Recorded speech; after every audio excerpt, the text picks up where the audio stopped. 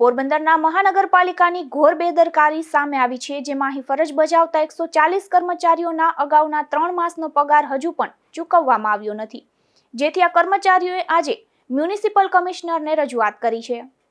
પોરબંદર મહાનગરપાલિકાના વોટર વિભાગમાં ફરજ બજાવતા વાલમેન, ખોદણિયા અને પ્લમ્બર સહિત 140 કર્મચારીઓને વર્ષ 2024ના ઓક્ટોબર, નવેમ્બર અને ડિસેમ્બર માસનો પગાર હજુ સુધી ચૂકવવામાં આવ્યો નથી, જેથી આ કર્મચારીઓની આર્થિક સ્થિતિ દયનીય બની છે। આ કર્મચારીઓ દ્વારા આજે મહાનગરપાલિકાના મ્યુનિસિપલ કમિશનરને રૂબરૂ મળી રજૂઆત કરવામાં આવી છે। પગાર બાબતની સમસ્યા છે।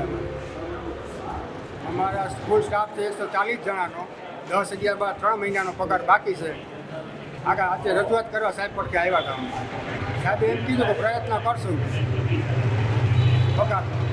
અમારી માંગણી છે કે અમે તહેવાર પહેલાં બધા પગાર કરી દઈએ।